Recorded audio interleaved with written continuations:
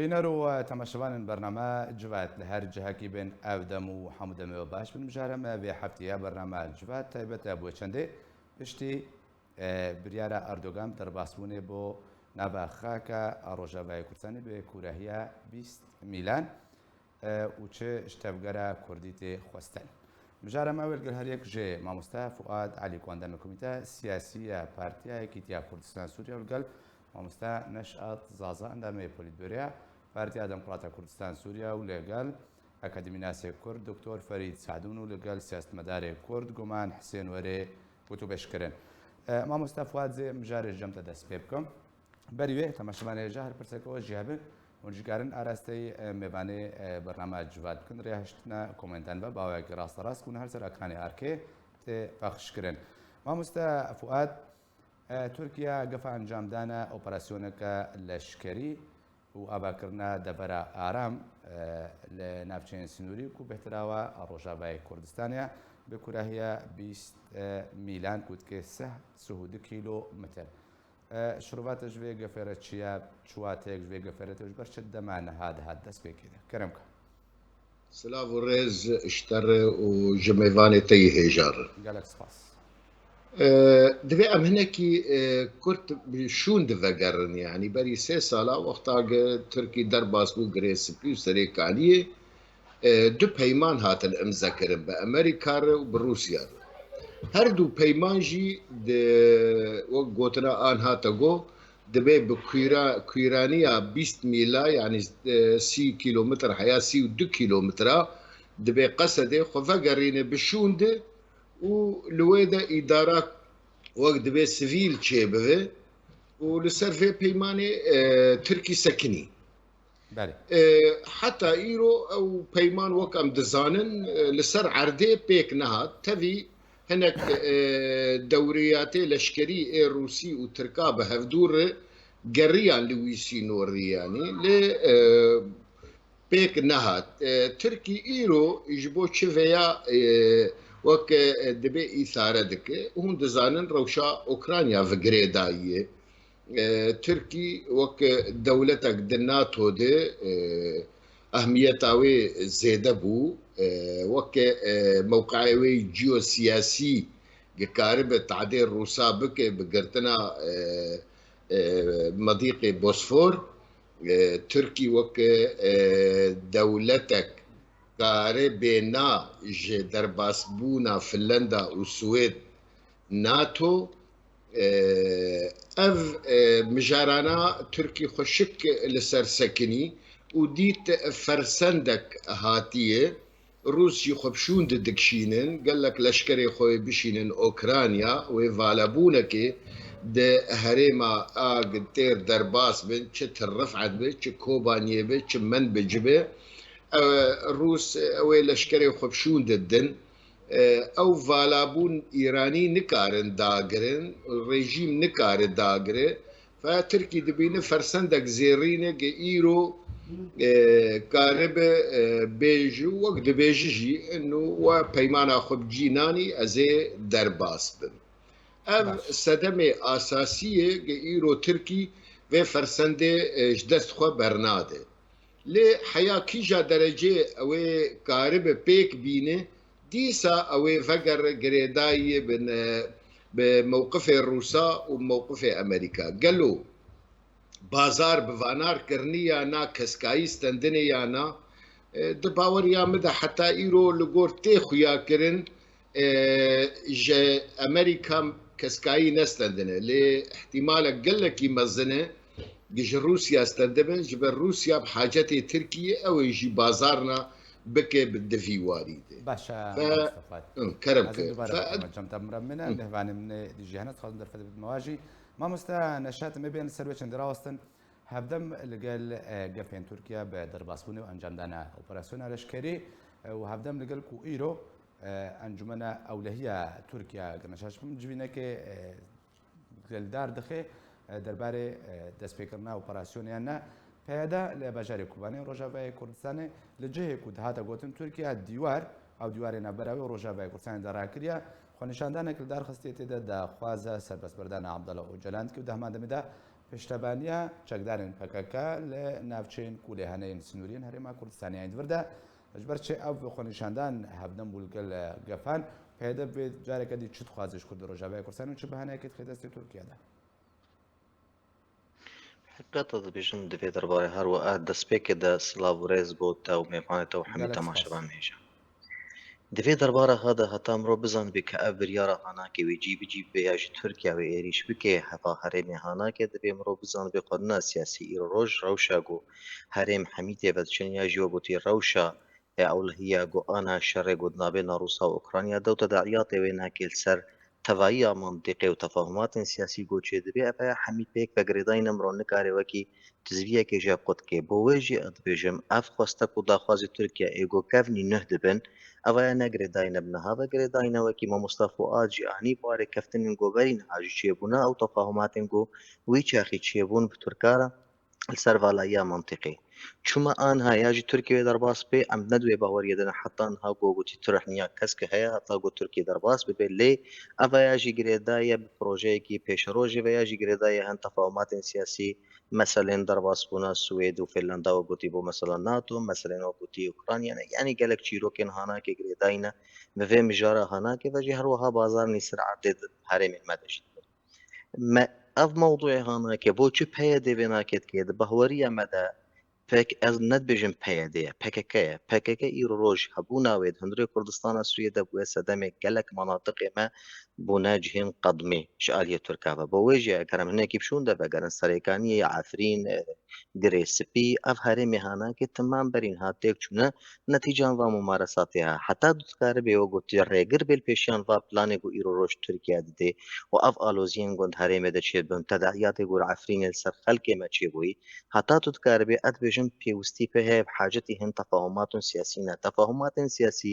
ewa jî girêdayî bû wextê ku ew danûstandinê bi Encûmena Niştîmanî Kurd ve dibêjim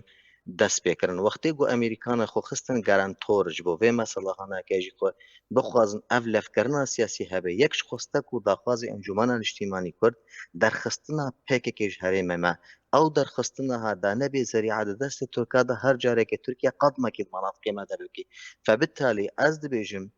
îro tedayiyatê vê nakê heger mirov bixwaze bibe rêgir li pêşiya va planê ku li beremberî milletê me çêdibin divê PKK vê nakê bizan dibe ev ya xizmeta milletê me nakê berûva jî vê nakê bileks mantiqê ber bi xirabîkê dê deh didê ku îro roj ev herêmên ku hey me me best pê îrojin herêmên tabon wextê ku çêdibin di urfê siyasî de heger di urfê qanûnî de ji xwe navên herêmên tampon nîne ne di îtîfaqiya Cinêvê 1940 de hatiye û ne di mulheqatê wê de jî 1970 de hatiye tenên gotinî we redîf ji vê mesela hene muradif ji vê gotina hanakê re hene û me best ew jî gotî parastina xelkê ye heger rast parastina xelkê bê ev ya we gotî bêguman nakeve wê xizmeta hanakê de lê bêhtir ê me em bînin tedayiyatê wê nakê siyasî ne li ser erdê xweste ku daxwazên Tirkiye we gotî hene ew metameyên Tirkiye jî ew planê ku Tirkiye dixwaze cî bi cî bike ew ya girêdayîne bi hin bazarên siyasî ve gol ser erdê bin û em bêjin di vê warî de PKK alîkar e got Tirkiye derbasî menatiqê me bike û ev ya jî rastî tiştekî gelekî xirab e li ser herêmên me û li ser xaka Kurdistana Sûriyê bigiştî باشە مامۆستا نەشاد مڕەمینە دکتۆر فەرید بمە جەمتا پێویستە چوەرێکردن تاکو ڕێگری لە ئەنجامدانا ئۆپەراسیۆنێ وەرێکردن تەبگەرە کوردی چ ژێتێ خواستن دەبێت دەربارەیدا Êvar baş ez ê tişna bêjim cudayî ji danûstandinên çê bûn yanî ji ber sedemên hene dikevin çerçova vê mijara hanê de ew sedemê hanî hetaneka nayên ser ziman yanî bi rastiyê ew çima divê yani divê wextê hanê de wê Tirkiye gefal me bixwaze deverên nû dagirkir bike yanî فدوين تشتن هنا او تشتي هاني حطاني روجا ايرون يعني تشتن هينين درنكت انا سر راجاندني او هنا كيم قفل سر وانا شي نبي سر هاندني ده يك جو انا دويم جبرنكن يعني دي برياج سر راجاندني يعني اردوغان بانكفا لما بخو وبيجي ويج نفر وشركه نول دار خشبو نفشه كاران بي افاكرن دويناده danûstandinên hebûn li Şamê navbera Qesedê û rejîmê de û Eyranî lê beşdar bûn yanî وقتی گاوا هات خو یعنی کرنگ افغانستان دین هانه هنه شخو ابیاج ناکه بر جمهورین او دولتین که تاگر کرن یا بسوردان کوانای یکسر ده برآمد هی ابیک جوانا بود او دانستان دین نهینی قد نبر وانا دی چیبون ابیک جی اد دوام دانستان دین قد نبر رژیم او ترکاب خود چیبون و نشون سری لی وکا يعني وكان بيجن يعني وك هماهنگيه ك وك هفته گشتنه كنا برا وانا دي شيبو وقت قبل يعني دا هر زمان جو بيجن و مليون كسن فنابرن سوري ايگل تركيا بتك نافشا مد و سرانسر سينور وانا تكن و دفر هاني دگلو اجا تركيا بتنا خود بيجي يا گرك به هماهنگيه ك رژیم رهبه شما به هماهنگيه ك رژیم رهبه جبرگ اوایز كف بر جون رژیم خود يعني اف مليون هانش بدلا وگر غوط و وگر درع و وگر شامي وتكذا رهلاتي فراتد وتكذا سينوريك فرداد وقت بيجي عند تشوف بكبرة كيتين كشتنج علي كيف أفكاسين رافيان وبنابر بون نما كان فجرن ولاتي خد قهرتنا ديموغرافي الولاتي وانا شبيل نفجا وانا شبيه ووي قهرتنا ديموغرافي دبر ما يشكن يعني كرد جي بي درن وجاري كي دي في بكاتن سنجل ودك كيمترين يعني جماعة وانا كيم دف دواي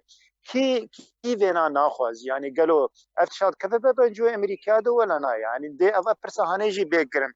امريكي فينا ده هشيار بون يعني ناشتن قهرن سري وناشتن كاف بروجي دبرا مدنج برولوجي يعني وندنارن وك هولدانا كي هابو دانوساندن دنابرا ركبريه وقصده وتشيبش خو وديتن يعني تفقرا الهام احمد كر وشناوينا اوروبا وقراوينا افقرا هانيجي دخوسن جفي اوبوزيسيون هاني نجيبونا كدنا برا ركبريه ومساله شيكن افاجي جيك جوان تشتنج كفر ببرجوندين امريكا دبرا مد جبر وقت قاباغه افغارتنا هانت بده كد شيء بروج خوفك شينن ايج بتشونا وانا كف ايرانيين وافاناج امريكي فينا قبول ناكم انا اوقف هاني تشون سري يعني تشون سري وافشر هاني هذا درخستن اما تشمتي خصين يعني قرك حتى نجمه به الجود برساته يعني بله دكتور يعني حطاني انا كان دنجي من بعد حطاني انا كبراستي يعني ما وكا تفقرا كردي سياسي حطاني كما تشتك نقري امر بندك البيشان بان بروجي هاني اوابكن وامنه هيلن جو بروجي هرن سري وسر كفتي بن يعني يك جوان تشتين قتي خوستن يعني خالن سر كي قتين خوستن جبوك افري بندايا بي اوابكن غنك نفاتنا كردي هبل لي مخابن حطاني روجي اواج نايا اوابكن جبل يعني او گفتگوی نظران تفقرا سياسي كردي يعني تكفى شويه وابزيدي صار كيجي راوسياي يعني الكرد نمالي بقريان فابيك جوان خرابي هاني جناه لك ابو قام دبيجن انيا هندرين يعني بي اباكرن وبي اسكرن جبو كسر در بدن كاره وما درباس كو يعني بي خراكرين عند بيناد او ياجي دروجا ايرودي يعني اما وقع املي نرن يعني اكبر برسياده دبر فيتشته هاني يعني قيادي غرك اجبرك او ده صلاه دروجا ايرود وقت قابك او ده صلاه دوباره بقرم جمت دكتور مرب منه دكتور ما مستا گومان یک جه ام بیشن بجارده خیارات پیشیا تفکر کردی جبوی رگری کردن به اپراسیون او خالن کو دکتور اگر تبهیس من آماده پیکرن کو ملیون کسوری بجکرن ترکیه اپراسیون انجام دی و کی صدمان درست که لحاف کردن برای رژیم و قصده ده امریکا رازنا بیش بر ایران و هجومنا نفچه زیده به يعني كرد وكم بيجن تفقرا كردي نفير عام رابق هنا اوجو خامة دبكيش بو الشر يكج اقرانا بله سپاس يعني قصدات تفقرا كردي كي نعولا مناس كندي كيجا المقصودة تفقرا كردي جغير يكو دا صلاة دارن بيجن جغيني ايه دا صلاة دارن يعني تفقرا كردي قصدات ملتي كرد بهمو بشي خوا روشنبيرو كده ايه باشا الفيدر مانش خوا پرس افا قالوا تفقرا كرديا سياسي كاريا ملطي خود دورا خولو ببي يعني بخبوانا بهمت وقوات بكي وقابا قوان هادوزانا في العام بكي والعردي كاربي تشتكي بيك بيني يعني فرجي افن افده صالة تفقرا كردي نابي مايا تفقر نتبجي ونبتنيجي يعني مخابل مرافي بيجي وامش فيناج عاجزيد بيجنان ولا امدلي خولي هينك دكن لهيفيا ماوا گو تفگرا کردیش برگو آنها هبونا ملتی کرد چارچوبی ده نه تفگرکا نه پیاده تنیه یعنی گوا گو دور تکری کرد تک دیچین هیویا کردات تک دیچی امیدا کردات تک دیچی او تر من تاريخي ده نبي استيجروجا قوساكس بيكو أفدفر آفاكرنا تركا روجا كي بشعبه كي يقولوا إني فشليق جي لكردان إيريا يا خستيا جو كردا كبي يا خستيا جو ما فك كردا هبي فش بقولوا از ند بيجم إنه جاركا هجر تشكسكي كرد خو ببينه ولا باريس دفع حمود تشتيبشون خدا باويجي وكار بكي قاسي كاري جبو هبونا خو وماينا خو سر ما مستقبل او كارتشيك جوانا كيك جا اجرا شاركرنا خو ما دبك شرب كي تفقر حمود دورا خو كيكو كنت بجملات كوم بكي وشارك نكاري شربكي او درفتا شر درباس بويا شويه يعني ايرو او جزء اوبوزيسيونا سوري اقول اسطنبوليا شريكه برياليه يفترض اگر شريكه حكومتي بيلي ائتلاف مرجعيه حكومتيه سياسيه فدور ده تشكاري بكي دور ده تشرولي كاري بكي دور ده تشكيريا تشبيك انيا فرس افهمو برسي هارينا يعني غاباغو قريبا حدكي دين يا قريبا جاركي ممارسات وسياسات تركارا تشتيقو انا مثلا تركات جو ريزغاركن باشا بشتي جو بيديج منطقي دركه يعني جدابون وفرقات نقبا هل دو ريزغاركن هذا تشبو ايرو انجمنان اجتماعي كرد دري مكتبه ما تشوطان انا هم ما كارند عفرين بيجنم هنا فيعني قالك مرك براستي بمخابني ليدنيري بدل ايش ليدنيري يعني خوزي كاريبانا يعني تاريخ ده جارنا مروج ج ديرو كش خورة تشنا جي دقري يعني قبات ديجن لسر كرة كرابونا هفدو ويه قادي خوص بيبكو جوي بكي ده برشا ديا كرقو از كرة من نكوشن بلا جيربي قبات قد ياملتي ما او بكبد ميزاني ده قرق امنما البحر وبازارا بفكره باشا ما مستقبل مرب منا دبارة بقر من جمتا ما مستا فؤاد يعني تبقرا كردي نهار سر عردي قصده هيا يعني جبرش اوجي تبلي نابي تبلي قصده نابي وكو قصده رادي هنا بربانيت بر روجا باي كردستان دبكي ونافچين كومانه وروبروي تركان تركيا بي اتخازم بيجم بروبلم نا قصديه ونا بيديه بروبلم ماي هري جرين بككيه ايرو تركي جويادك حجة الذريعي تشاواي دخازين جغرافيا زيادة بكش خر سوري بار بكن لدبن حجتا بككده بكك نهشت ام بكين هفدو بكك او اگه اداره قصد دكو بيدا دكو قشي دكي وبالا خو بديني ايرو كشي بويه لكوباني مظاهرات مزن چێبوویە ئەف حالێ گەیرۆ ئەم شرۆڤەتکن دناو خودێ لە کۆبانێ دەبێ زندانە سەرۆک خۆش ببێ یعنی بالا خۆ بدێ وەک دەبێ ئەم چ دەفکرن و عێریشا ترکی و ملەتێوە پەنابەر ببێ وەک سەرێک عنیە وەک حەفرینێ سەرێ بەبێ ئەو ژی مظاهرات چێ دکن و سوورەتێ ئۆ جەلان ڕادکن سەر بەسافەتا 100 متری دووری ترکیە دەبێ ڕەوشا ئۆ جلاپەز یعنی دەبێ ئەم پەکەکەنە هون ڕازی بن نەڕازی بن یعنی نەڕینە ترکی بجیتینە وەختاگە بڤێ ڕەنگی کار دەبێ ئەمریکا نکار بێژە پەکەکە جەمتنە ڕاهێژبێ مظاهرەیە و ترکێ بدنوان کەرەمکێ ئەف چاوانە پەکەکە جەمتەیە ئەف چاوانە تەدەخولێت شؤونێ مدکێ یعنی ئەم بڕاستی ئەس بخوا بێهێڤیمە یعنی تا حیاگ پککه خودیه قراره به کردستان سوری ده ترکیه اوه وی رنگی تعامله بکه یعنی دست وی به اوه وی جغرافیه گشی تصدیقه خاصتا دو پیمان چیکرنه بروسا و امریکا را سر 32 کیلومتره ایرو موقف خورت نوفگر پیمانا خو پیک بینن اون دویجم پکک 32 کیلومتر پککه وگر او قصده وگر وای لکوبانیه و وای لقامشنی به چه دبه اف حالایا یعنی براستی گلکی باره ما گراند کو مره نکار تشکی بکه هیویه کبو اختاق مظلوم عبد بانکر ما مستفاد فيدري بنريناتا يعني تركيا وبقري او ركبتنيك وتشيبونا وركبتنا كنا براوي امريكا دا ودرباري باكرنا نافشارم ونبراوي روسيا وقصده دكو حتى 6 كيلومتر قصدش نودر كب يعني تركيا باساني وركبتنا بجيب كي خيب كي واري بجي كرني ده ترکی ایرو ویا دخوازه ایرو ویاش امریکا و روسیا دخوازه و مر امزا کری کاغتا کتی دسته حرمتا امزا خو بگرن دوی از درباس بم طالما و پیک نانی اف 3 سال من بنده و ما پیک نانی اف 3 سال جی مظلوم عبد بانگا خو چیک باکر گامه تفقري بكن يك وفورت لخدا ازي بكن وبين رابو مجيقو ساعات خوش ومتى قبول بكن وك راعي ومتى قبول بكن وك قائده هزك لشكري قصدي ليه دبيتو لغور بيفي خدر كبه دانو استندني ده هات خويا كرن قوتنا آلدار بسر مظلوم عبد الري نا مظلوم عبد سر آلدار ري وإيش بفشله آلدار بو آلدار جي تعليمات خوش بكاكي دستينه وبالتالي ام دشونا خودك شو هاتن ام كتن نفساد روشا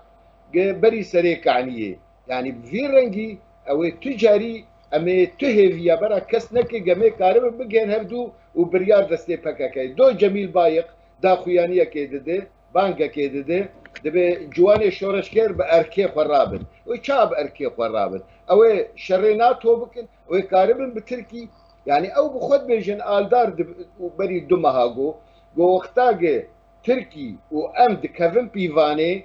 ناتو تركاف آمناده باشي يا براي آلدار مادام تفيا زانه تشرنا رآدن چه خيارات لبرته هنه طالما شرط نكار بك او تبكتي كشتني بيتر بدوتي خورتاك بيت ما فؤاد يعني ازيد دوباره بقر مجبت بر برسام اوج هذا يعني پیاده هون هموش یک نرینن کو با پیاده باس که پککه بهانه اج به پککه چیت که حتی کو ترکیه در باس به او خیاره و اشکره بریاره و اشکره سیاست و اشکره تکز دکن کو سد پککه بنا تبقرا کردی خیارات الپیشیا و ناکم خازن سری بسکنن ابرزی ارستی تبکم پشتی گزاو گم جمتا ما مستانشات نها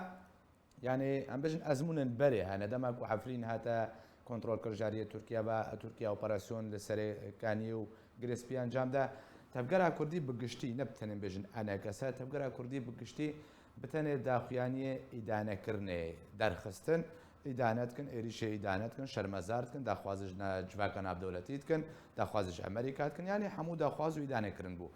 بیجاری جه اگر اف اپراسیون وری انجام دادن کو وقت گوتن و تراغاندن و بهتر علی کوبانه بگره لگوری راغاندنه طبعا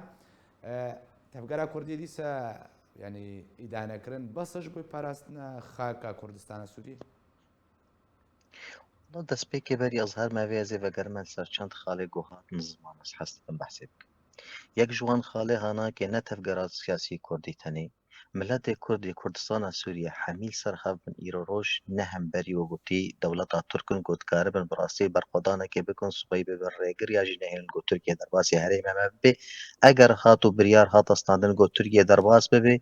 یاژی وەگوتی ڕەحنیا کەس تورکیەش باز هێزن مەسەڵستان ئەوی دۆ یەک دۆ ئەز نەدوێ بەهۆریە دەمەگو ئیرۆ ڕۆژ ئەv مەسەلا هەناکێ دەست پێ و بەلکی دکتۆر فەرید گوت نەتیجە دانوستاندنên پەیەدەیە jî PKK گوتی bi rejîmê re berovajî wê ez dibêjim eger hat û fişarek zêde li ser PKK û peyede bû dîse jî hazirin ji ber kûr û bav lev vegerin berê we gotî PKK û peyede siniya evê rejîmê hanakine we ew menatiqê hanakê ra destî wî nakê kirine febitalî cemê ne gelekî zehmet e got dîse vegerê wa bazarê siyasî û dîse bikeve hembêza rejîmê de û kiriye jî ew bazarên hanakê li gelek devera bûn tê bîrama wextê got Tirkiye cara diyêrîş kir مباشر بازار rejîmê re vekir û Rûska te xetê de ji bo pêrêgir li pêşiya wê şerê goçî bûyî û ser wê nakê jî hevpeymanek hate nivîsandin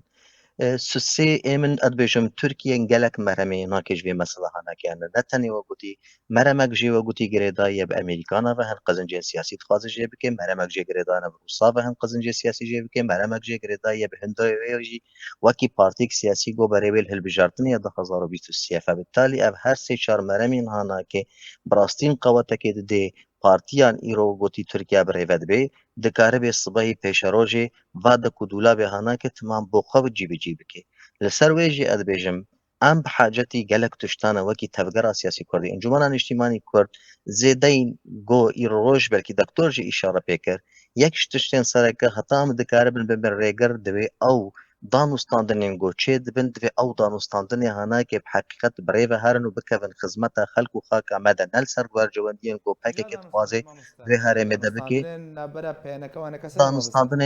danûstandinên Kurdî yekemîn got rêkeftinekî siyasî çêbê ew rêkeftina hanakê li gor şêwayê tê xwestin helwesta me ji rejîmê helwesta me ji dijminê helwesta me ji dost û dijminê Kurda helwesta me bo daxwaz û xwestekê miletê Kurd hundirê Kurdistana Sûyê de û derketina pekekên ji wan herêmê ha ez dibêjim heta mirov dikare vê nake bike paş wê re tu dikarî danûstandinekî ceddî bi Tirkara bike ew danûstandinê ya li ser bingehekî rasteqî nebe got mesalihên her du menatiqa werin mesalihê Tirkî jî bên parastin û mesalihê me wekî Kurd herêmên xwe bi kêmahî biparêzin heta em nikarin vê bikin heta em nikaribin vê bikin em ê nikaribin bibe rêgir li pêşiya Tirka مامۆستا نەشات تا گوت و ji ber Amerîka ta me ji pêkî destpêka gotina xwe ku ka ev operasyon wê werî encamdaniyan ne yanî Doktor Ferîd amaje çend xaleke kir te jî tekazî serwan xala kir yani vir de ka garantiya bide min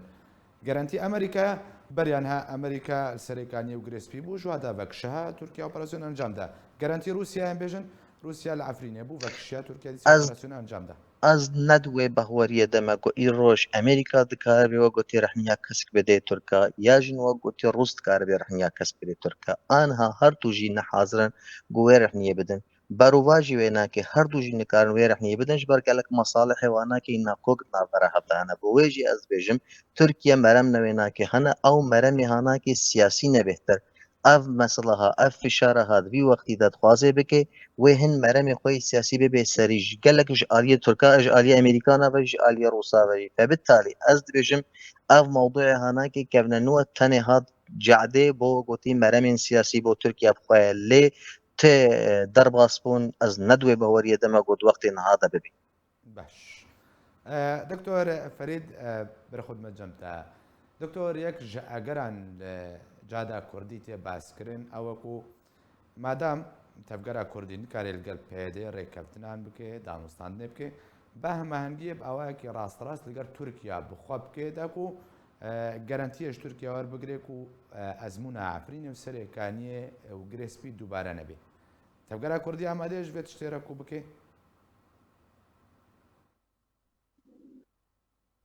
يعني حطاني انا قرا كردي سياسي بخطيك بشوي يجبر تشتي يعني تمام ما يقشو حطاني انا قرا كردي سياسي نكاري بو انا بقري نكاري تشتكي يجبو انا بكجبو او توري قهات سريمه نه سريمه براستي فابيات تشتكي اشكري يعني اخويا يعني جالي كي تفكر السياسيه قريباي بالي انا كسيب حطاني روجي رو قارن بيجن تفكر كفنابر يعني نلهم درون نقارن يعني شقداري ونا دندر دتن حطاني قارب برباني كي بك تشتكي سر عرضي بك وسازي ونا سر عرضي اباكرين حطاني روجات استنجا دنا يعني او استنجا جوانار شيد بن دي ساجيل سر عرضي دندر سوريا دن قارن تشتكي دمینه یعنی تفکر سیاسی کردی دمینه جاچی یعنی دمینه گردای بریوبریا خسر بریوبریا خسر ویژی گردای پیاده و یعنی بریار دست پیاده دیه نه دست ریوبریا دیه و سرکردای پیاده ایگ وانا ریوبریا هنی برید دبن و سیاست درداجی دشوپینه یعنی او سیاست yani hon gişi tiştekî balkêş yani serkêşiya diplomasiya derve Ilham Ahmed dikin û dihindir de jî êpser yani birêveberiye vî ew jî navin xuyanene bêkînê êgî serkêşiyar rêveberiye dike fe dimîne girêdayî bi wan abe yani peyadê rêveberiya xwesar hetanê roja îro karî bûn yani em bêjin yani siyasetekê bimeşînin devera me de ew siyaseta hanê nehêle yani em bok em bêjin yani istifzazat ji Tirkiye çê bibinin ji bo bêdekê dagirkir neke yani wek Efrînê li me neye wek serêkaniyê li me neye em birasî hetanê ana ew siyaset nayê meşandin devera me yani bêhtir yani siyaseta girtê meşandin ana devera me de bêhtir de lêge Tirk li me sor be باشە دکتۆر لێ دەرێت خوازم بەگەرم چار خەرەتی ئەوڵ کوتە بەحس کردی ئەو کوت و بێژین و چێ من و ئەمریکا هەموو ژێنە نەهێشتن و بسەر بکەون کا ئەو گەرانتی چنە دکتۆر گەرانتی دەمان چێک و جارێکەدی ئەزمونە ئافرینە و سەرێکانی و گرسپی ناوچێندن نیەن ڕۆژاوای کوردستانی دووبارە نەبن چش دێرکێ بگرا حتا کوبانیانی ئەمریکا وەکەم هەمان پرجارە ئاراستی مامسا نەشاجی کردیانی ئەمریکا سەرەکانی و گرێسپی بوو تورکیا ئۆپراسیۆن ئەنجامدا ئەگەر ژێ رووسیا بخۆت شەرەکی دێ و رووسیا بەریان هەل ئەفرینێ بوو بەریا 4 ساڵان رووسیا دیسە بەکشا و تورکیا ئۆپراسیۆن ئەنجام دەکا و گەرانتیش بۆی کورداچنەوەکو ئەو کارەسات دووبارە نەبن خوازم وا گەرانتیا بزانم يعني ما تشتكي اشكري كسكي جارانتينا دانو كرداغ ونفشايا ما بي باراستن يعني جدا غركرني حتى روجا ايرو يعني تشتيق تيخ يعني كرون تشتيق اشكري وزلال يعني بفديد بيجين امريكي بيجين ام هاتن الفيدك شر تيرورست يعني بكن يعني هاتن شر داعش بكن وشر تشتا بكن هاتن بنفشايا ما بباريزن دبيجين ام الي ام بشغرن والي غرن جي جوار وقت غابا هم ببر في شر هاني دكن لي زيدي في غابا هاني يعني تشتكى جوانا ناي خصن خنا دانه بر تشتكي روجي دهما وقت دبيجن يعني او هاتن جبرگن دانوستاندنا کار کفتنا کار روادنا برا وانا رژیم ده بو هاتن پاراستنا رژیم یا حکومت سوری بکن یا وقع اشکالات کن سر گاندن يعني یکیتیا سوری بمینه يعني سوری بمینه دولت که یک وی او يعني خرابیه گتن خواستن وقع او دبيجن يعني انه سوری نه كرشكرن وسوري نكف دستي شتاده حتى ايرو يعني تبازار لسر مثلا كردي نبوي يعني تي غارانتينا دانو كردا وبين بباراسنا كردا بكن يا ما في كردا بدن وانا يا بين افجاي اوتونوميش كردا ابا بكن افغوتنا يعني كسكناني سر زمان امريكا ون روسا ونج بليوانا جي حتى روجر افغوتنا نبوي اللي خد بينن بر برشارج برغ او دين افجاي هاني دنا امريكي دولاتي فراتي دنجبر برجنديون الفيدكتين قداندن وكتن تنفيدي جبر دخوازن يعني ربندك البيش بروجا ايراني شكل نهلنج او بروجا وانا يكسرج ايراني بيجي حطاني سردريا سبي وانا بروجين وانا سياسي ولشكي ابوري مصدر جمع هنا ليه يعني او برجواندين هنا ايوا كردا بجوكا كده شوني امكارم بيجن اي وانا وقصدي وربريا خسر بجوكا كده شون وانا جي بيش غريا قصدي كرش بوك ام نفشاي هنا بمين ارام ونا كبدسين دشمنين وانا يعني بازارك السياسي يرول سر نفشاي ما تكرن او بازار سياسي نبرا تركا وروسا ورژیم امریکا دی ام دوری وینا يعني وقت قابا شر سری کانی جی چه بوره کفتنک نارا روسا و ترکات چه بنا برا کردا و ترکات چه بوش بوگ شر راوسته فافتشته هانم يعني مجارن سركين سياسيين في دولتين ام كرد يعني ام وقت بيجن ام خلاك حري ضعيف ده خلاك حري لوازن دبي سياستنا في دولتين دبي دفرا هاني برولوجي دبي بيش جرين واكا سنبي يعني باشا دكتور دوباره بقول من جمت مراب منا ما مستا گومان يعني تا تبخو بو تفقرا كردي نتبا ونلا تنيام بيجن تشتاق نابي تفقرينينا يا دوي هر سمه بانجي سروي نرين كو تگرانتي جنينا اوبراسيون نوي انجام دان ازونا عفرين وسريكاني وكريسبي دوباره نبي تبخوت بجي تفقر نكاري خلقي خال حكوم كي كاس خوازم تو چاري كجمر بدي خويا كرن ريك بيشنيارك بكوكو ڕێگریل بێ ئۆپراسسیۆنی وەرێ کردن تورکیا ناوچێمە جارێکەدن خەڵکێمەش ناوچێخوا دەربدەر نەبی بەێ ساعت خۆش ینی گاوا ji destpêkê de wextê PKKya û tevgera Kurdî a gotina lê dikê naz dikir PKKya û zanê pê PKK tenzîmeka Tirkiye Kurdê Tirkî ne tişkî mews yani wek Sûrî pêre nîne çima teamül ser wî esasî pêre nekirin çima şertek dananîn ser masê ûxeyo hûn PKKne em were narûne heta hûn nebin Kurdê Sûrî ya tevgereka Sûrî em were danûstandinê nakin îro em hukm li encama dikin ev jî ez bêjim selbî me vedgerê di do heger doza me Kurdistanî ye weke gohinek ji ehzab û çalakvan û siyasetmedarê me diştexilin bila aswê wê tiştê ji me re diyar bikin û zanibin bingeha wê ser çi avatî bê heger qediya me wetenî Sûriye û di çarçova Sûriya de çareser dibe ez bawerim bi divê îtarî de dikarê rê bergelek tişta bigirê lê divê Rûva Demokratî Sûrî şîrîkê te bê arîkar bê tere te bi were têklayî kirbin te pêkhateyê Sûrî dîtibin te ev karê bi vî rengî kirin û ev jî nebûye yanî ji bo çi xelk têklayiyê bi tere nake yanî tê bîra me wextê ev laşê dî çêkirin û heyel ulya li tefawud wana qîma hemûwan nedihat got Kurd bi şexsiyeta xwe hebin digo hûnê têkê tevlî îtilafê werin ji dervê îtilafê nîne me xwe gihandiye wê radeyê got xelk teamilê pere nekê çare qediya me qediya weteniyet li ser esasê weteniyeta Sûrî divê tikar bike divê tikar bike got nehêlê Sûrî perçe bibe divê ti siyadeta dewleta Sûrî vegerîne ser erda Sûrî ji bo tirêl ber hecûmê Tirka û داگرکردنا ترکا و تێکریە ترکا ئیرۆ ئەتیلاف ئاگۆ نونەرتیا خودێ گراوی سووریا دکێ شریکێ ترکیە دڤاو شتێ گوت بێ سەرێمە يعني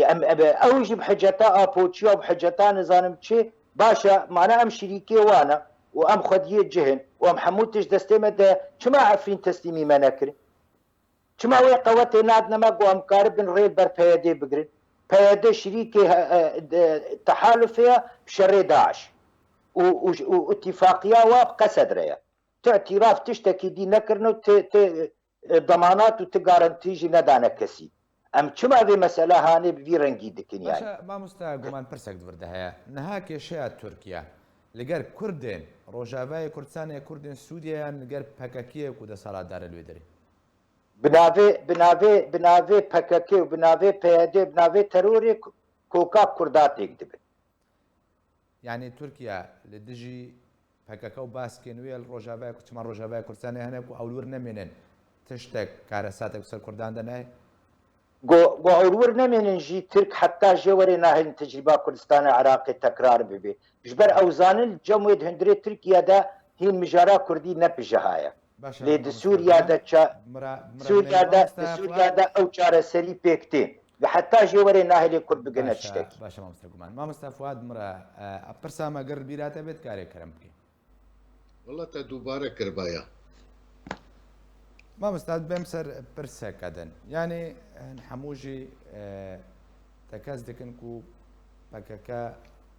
بەهانات خێ دەستی تورکیا دەداک و کارەساتە ئێریشی ڕۆژاوای کوردستانی بکە یعنی تەفگەرە کوردی دەدەمان هەدا چ زووترین دەم دەژێتی خواستن تاک و ڕێگریە لێ کە با کارەساتان بکێ ئەمریکا و کاربێ گەرانتیەکێ بدێ کوردان مامۆستا نەشات و دکتۆر فەرید گوتن کوتە گەرانتی ئەمریکانە بەس بەرژەوندیە نەها هەنا ژبەر بەیەکەوەی من دەبێت پارێزی نەها وەکە ئەنەکەسان بێژن تەفگەرا کوردی پێویستە چ بکە هەتاکو و مڵەتی کورد سەرخاکە خۆ بمێن و ڕاستی بێ کارەساتانێ بەری کشیت خواستم کورتی پرسێ برایە گومان بدەم يعني ما دانوستندن پەیەدەر دکن و خەلکێ سووریر دکن خالا یەکش خالی گرنگی دانوستندنێ دەوێت تێکلیە خۆش پەکەکە قوت بکەن بە دەف ژێ خاڵێ بەرنەدای و ئەمێ دەفژێ بەرنەدن ji ber êşame ji vêyayê vaya ew pê zanin yanî û aldar bi serahet got vêtaliye mezlûm hebdê jî bi serahet ji ber got wexta orta PKK û dîmokratî li Kurdistana Iraqê xera dibin vê dera jî şixulê me xera dibe yanî got em jî bi wê devgirê dayî yanî ev mesele dev jê bernedayê lê ez bêjim nebêjim aldar welatiyekî Sûriyê Kurdekî Sûriyê eyna wê mezlûm hebdê wê din em bi PKK rûne niştine lê em dozêl wan dikin dev PKK berdin ama tîlavê ev du car îthare dike rast e ez jî dibêjim tîlav îro anha ew dibîne hek Tirkî derbas be etîbar dibe rizgarkirin yanî û em nabînin wilo lê gunekarî ene kesê ye ene kesê mixabin biryarek stendiye ew biryar ciyê xwe nabîne ji xeyrî rexin li me bên enû wela em li Stenbolê ne û em komîta siyasî re û eleqa me ji hikûmetê û ji leşker tuneyê û em zanin hikûmet û leşker girêdayên bi tîlafê û nûnerê wan leşkera merdê tîlavê de ye mij gelek carî mij ene kesêr got me ji hevalê xwe got bava wilo nabe ev tiştekî bevdûv nayê girêdan nabe tu xwe bêrî bike feyden hel çi ye dakev Efrînê mekatibê xwe veke li hemî bajarî elema Kurdî û elema şoreşê rake û doza xelkê xwe bike givegerin û xelkê vegerin û qiyadê yî ji Efrînê û qiyadê yî êk ji xelkê serêk eniyê û girê spî qerarê bistînin hûnê vegerin hûnê qiyada millet li hundir bikin wê çaxê me îtilaf dixist bin zawiyak teng ya îtilaf ew ê nikarîba me biparêze wê çaxê me gota tişkî me we hevdûr tuneyî bi xatirê we ya jî me yê karîbaya rola xwe bilîsta û bi belediyatê destê bedebana û mecbûr bivana me jî gudarî kirbana me vaya nekir û em وك اي مراسل ام تقارير رات كن جيتي لافي لفلان قندي ولوبو فلان قندي ولوبو دفي ادنا ملتي خدبم اف اد تي خستن ايرو بري سبيجه انا كسي حيا بمين في رنجي او ترولاوي تنبه اما بين سر ادن يعني جارانتي راست دكتور فريد جيجو نشأت جيجو اجي بيجم لي سي كاغتي خرد دستي قصديد هنا بسدماوان امريكا ناهل تركي درباس به يكجي قصد دبي زي دفج بهريما ديري ورقه وبيري بترولي وقشي بردم وزي هزاخو بكسينم شريت ركابكم او فراغك مزن شي بفد وي هريمي قشي دي وامريكي كسي ده حاضر نكرنك وي فراغي داغري يا دودا دبي اف زنداني دورا 100,000 داعشي ناف لبي مدنب اف زندانانا ازي دفش قشها بردم وازي وان بردم ازي دري زندانا فكم وبكدرن اف داعشي براهرن افجي ترسك جديش عالمي قشير تشيدك براستي يا سيسيا وقتاك تلك لك من ساكنه روس ونظام سوري وايراني منانو برشاكي البربت قرن ازي هرم جموان اف هرسي خالجي دهيليغ امريكي كسكايه ندن تركي برقه قلكي قرنجن جيري او مشروع ايوي دروجهلاتي دي ايغم مشروع ايوي سياسي دروجهلات فراتي تهر رفاندن وقتاقي ايرو بديل جي قصديرتو النبي بينما بس دقوتن بينما الروس وي كسكاي بدن تفيدا روسات رفعتي ومن بجيد تنيي وخبشون دبيدن جي قالك عاديه وبازارنا شخور بتركي بكن جبو خبشون دبدن جبو فان هردو هريما او تشتكي النور مالبه باشا مامۆستا فواد مامۆستا نەشات دگوتنی خۆ تەگوتکو بە تەنێت بێ دانوستاندنێن کوردی یکوش ئالیێ ئەم بێژن چەند بەرپرسیارێکی پێدە بە ڕاوەستاندنەوە هاتیە ڕاگەهاندن و ئیدی دانپێدانێ بێ لە هەفتەی گەشتنان ژیناکەن تەماشەبانێک بنابێ بەیار قاسم بێژێ ئیدی دانوستاندن توازم بەرسیوایی بدێ ئیدی دانوستاندن کوردی تواتێک جوارانینە چارەیەکە بەدیل ئەلتەرناتیڤ ji دانوستاندان ڕە چێداک و مڵاتی کورد لە ڕۆژاوای کوردستانی تووشی کارەساتان نەبێ کێک زنار حتانها بتشێ وای فەرمیش ئالێن وا کەسێک گۆ دانوستاندن بوارە چێت بوو تداخویانیە فەرمی دەرنەکەتنە گۆ ئەو ڕاوەستاندن بداوی هاتنە ئەف کە ئەف دانوستاندن بداوی هاتنە ددۆ تێبی رامەبەری هەفتەی کێژیت هەنێک دانوستاندنی مە بە ئەمریکا نەڕە چێبوون و ئەف مەسەلا وونژی بکە بزمانتیلن تێن نەزمان مەژوارە گوتل سەر دەبێ هەن کەسا ئەو کەسژی بەرپرسێ بەرێ معبەرە پێشخابوورێ بوو داخویانینی ڤێرەنگی دەرکەتن ئەمریکا نەگوتن نا ئەوایە نەڕاستە و حتانها ئەو داوەستاندن تەوی گۆ هاتنە سەکنادن ئەژی وێ دەبێژم لێ ئەو دانوستاندنی هەناکێ بداوی نەهاتنە و ئەو بریارنی نەژی گۆ ئەو دانوستاندن وە گوتی بداوی وەرن ئا دووە ئەز نەتەنێ دەبێژم ئەو دانوستاندنی هەناکێ دبن ڕێگەر ئەو دانوستاندنی هەناکە یەک سەدەمێن گۆ ببن ڕێگەر لێ پاش وێرە من گوت یەکش هەبوو یەکش تشتێن گوتکارە بێ ڕێگەریە پێشیای ناکێ بکێ نەبوونان پێکێکێل هەرێمێمە ددۆ تێکلینی گەلێکی باش فتۆرکارە مرۆ دکارە بێ ڕێکەفتن ناچێ بکێ ئەو ڕێکەفتنی هەناکێ بێ بێ بنکەش بۆ سوپەی ئەمن و ئەمانە وێن هەرێمێ تمامی ئەو مەناطق تمامی ئەس حەز دکەم ڤەگەرم نقطەک دیژی بڕاستی کەک گومان هەنێک نقطە دەبێژن بێ خیاراتی مەگەرەک وەتانی بن ئەس بێژم دەستپێکێدا ئەنجومەنە نیشتیمانی کورد خیاراتی خۆ وەتانی حەسم کردن گوتنە مێر کێلەکە ئۆپۆزیسیۆنێ بن دژی بێ رژیمێ بن مێ بگواردنا سووریە بن ئاواکردنا سووریەکە نەهرە بن بۆ وێژی خۆتەبلی ئۆپۆزیسیۆنێ دیت ئاوا ئۆپۆزیسیۆن ڤێدۆ مایکێژ هەن تشتا خۆتخوا بچوون دەدبەکشێنێ یاژی نتکارێ وا تشتی خۆ خودی دەرکەبێ ئێگۆتە ڕێکەفتن پێرەکە ئەوایە تشتێکی دیە بەس ئەنجومەنە نیشتیمانی کوردوەکی بەرپرسا ملەتی خۆدا ئەس بژم بجانبێ خۆی وەتانی فکری و پرسا ملەتی خۆشی تا پێش دەبێ ئەم سەر ئەم vê مەسەڵاناکیش بیر نەکرد ئەو یەک جوا کەسێک گوت هەندڕۆی ئۆپۆزیسیۆنێ دەبوو سەر نابێ ئەنجومەنە نیشتیمانی کوردش بۆ vê مەسەڵە هەناکێ ئەدبێژم پاش دانوستاندنکردن لێ بێت و مایکێ ئەڤا معارەدەیەنێکی خۆپشون دەدا ئەو تشتێکی دیە ئادێژی ستەبلیت بم مەسائلێن بەکی مەمۆستا فوئاد ئانی زمان ئەمش ئالیکی بە ئۆپۆزیسیۆنێرەنە و حەز دەکەن وە گوتی سووریەکە نو ئاواکەن لێ دوێ ئەم نێزیکی تشتی نەبن تەنێ دوارێ سیاسیدە مە ئەزی نمونەیەکی بێژم دعفرینێدا هەن هەڤالێن ڤان پارتیên me tevlî encûmenên got Tirka çêkirin li wî çexî me hemî hevalê xwe fasl kirin me got çê nabê hûn tê debin hikûmet hat teşkîlkirin me got em ê netê dene mecalisên mehellî hatin avakirin me got em netê dene arîkarî bo پێکهاتیان هەندڕێ تیلافێت هات مەگوت وەکی ئەنجومەن ئەم ناگرن ئەڤەیە هەمی تەنێ مەخۆدور کردە تەنێ وەکی هەیە وەکی لاشێکی سیاسی مەخۆدوێ دەکردە ئادووەکە گۆماژی گوت گۆ حەمیل دژی وێ ناکێ وەختێ گۆ هەی ئاولیا مفاوەداتە هات دەستنیشانکردن گوتن چێ نابێ ئەنجومەن لێ ئەنجومەن وەکی مکەونێکی تێدا هاتە دەستنیشانکردن ئەوژی نەگەلێکی درستە بەوەیژی ئەنجومەن هەن کارنی سیاسی کردنە و کارنی باشی کردنە وەکی سەفیرێ پرسان بلە تێخوا ليه اف خلقي هناك نفس عقلية رجيمية برانيين معارضة نفس عقلية رجيمية تفكري دفي امو جبير لكن قال لك بن ضغطك سياسي دنا ايروروج تركيا انا ضغطك سياسي سرواها نكارن زيتك بابا فيش في امو بلانين ودولة عربي ايروروج سعودية قطر مصر اف زلهزم جو هاي اف دولة جو خد الرول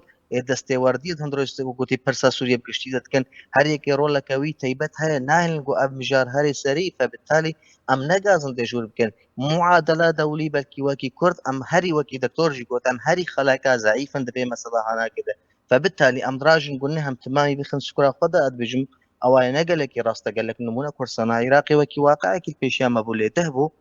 وقتی رفراندوم چه بو دیسا امریکان لی خودی تبی حلیفه کی استراتژی بو امریکان دوی هربانا کده لی امریکان تضحیه پیکر بریتانیا تضحیه پیکر فرانسیا تضحیه پیکر فبالتالي دوی خوندنا مش معادله دوليه و مصالح سياسيه برجوندين فاز الهزن مازن راستقينا به هطام تقارب تقييم بكن وتشتكي واقعي بفكر اما ثاني سري قام بباچيكا مازن بكن ادبجم اويا ام خدوري ملت خدكم ام دوري واقعيه ديشتكن دوري سياسات كفن فبالتالي تجتمع حميتك چن تند من ام بن باندورا مسائل عاطفي دو افاجي تفيدين هذه مواكي ملت كرد سرخاكا بله تماشاوان جاد داوود گلکس پاس جوی ما مصطفى واد علی کندم کمیته سیاسی پارتی ایکیتیا کردستان سوریا گلکس پاس جوی ما مصطفى نشأت زازان دم پولیتبوریا پارتی دموکرات کردستان سوریا گلکس پاس جوی اکادمی ناسی کرد دکتور فرید سعدونو گلکس پاس جوی سیاست مدار گمان حسین کوب مرابون تماشاوان جاس پاس بوجی کو تماشاوان مبون جالیم بجی هر شاد و بختور بین